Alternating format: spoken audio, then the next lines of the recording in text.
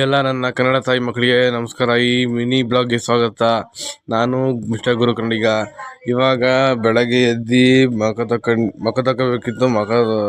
ಹೊರಗಡೆ ಹೋಗ್ತಿದ್ದೆ. ಹೊರಗಡೆ ನೋಡ್ತಿದ್ದೆ ಏನೇನು ಚೆನ್ನಾಗಿ ಮಾಡೋರು. ಚಳಿಗಾಲ ಬೇರೆ ಇತ್ತಲ್ಲ, ಹಂಗೆ ಹೋಗ್ತಿದ್ವಿ.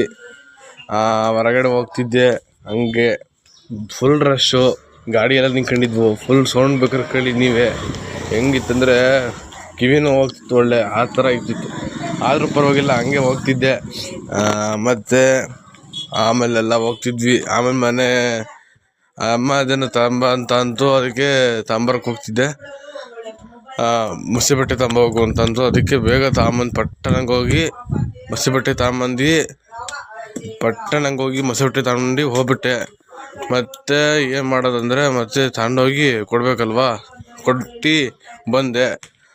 ಅದು ಸ್ವಲ್ಪ ನಮ್ಮ ಅಜ್ಜಿ ಬೇರೆ ಕೆಲಸ ಇತ್ತಲ್ಲ, ಕೆಲಸ ಮಾಡಿಕೊಡು ಅಂತಂತು. ಅದಕ್ಕೆ ಪಾತ್ರೆ ಹೊರಗೆ ಅಂತ ಅಂತು. ಅದಕ್ಕೆ ಪಾತ್ರೆ ಹೋಗಿ ಪಾತ್ರೆ ಇಕ್ಕಾದ್ಮೇಲೆ ಪಾತ್ರೆ ಇಕ್ಕಕ್ಕೆ ಹೋಗ್ತಿದ್ದೆ.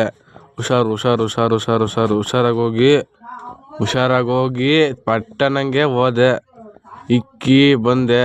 ಮತ್ತು ಅಮ್ಮ ಅದೇನೋ ಕೊಟ್ಟಿದ್ರು, ಅದನ್ನು ಎಸ್ಪರಗು ಅಂತ ಅಂದರು, ಗೊತ್ತಲ್ವಾ?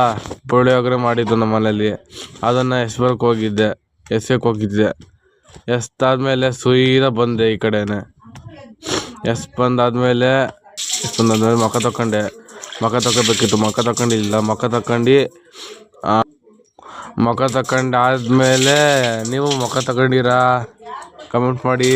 ಹಾಗೆ ನಾನು ಮುಖ ತಗೊಂಡು ಮತ್ತು ಹಲ್ಲು ಜುತ್ತಿದ್ದೆ. ಹಲ್ಲು ಜುತ್ಬೇಕಾದ್ರೆ ಏನೋ ಒಂದು ಕವನ ಬರುತ್ತೆ. ಕವನ ಹೆಂಗಂದರೆ,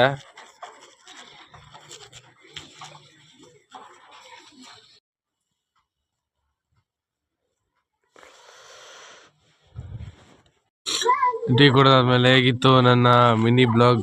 ಇಷ್ಟ ಆದರೆ ಲೈಕು, ಕಮೆಂಟು, ಶೇರ್ ಮಾಡಿ. ನಾನು ಈ ಥರ ಮಾಡ್ತೀನಿ, ತಪ್ಪಾದರೆ ಕ್ಷಮಿಸ್ಬಿಡಿ. ನಾನು ಸ್ವಲ್ಪ ಇವಾಗಿಂದ ಕಲಿತೀನಿ. ನಿಮ್ಮ ಸಪೋರ್ಟ್ ಹೀಗೆ ಇರಲಿ. ನಿಮ್ಮ ಸಪೋರ್ಟೆಲ್ಲ ಹೀಗೆ ಇದ್ದರೆ ನಾನು ಸ್ವಲ್ಪ ಬೆಳಿಬೋದು. ಪ್ಲೀಸ್ ಸಪೋರ್ಟ್ ಮಾಡಿ. ಬಡವ್ರ ಮಕ್ಕಳು ಬೆಳೆಸಿ ಸಪೋರ್ಟ್ ಮಾಡಿ please. So much. Thank you so much.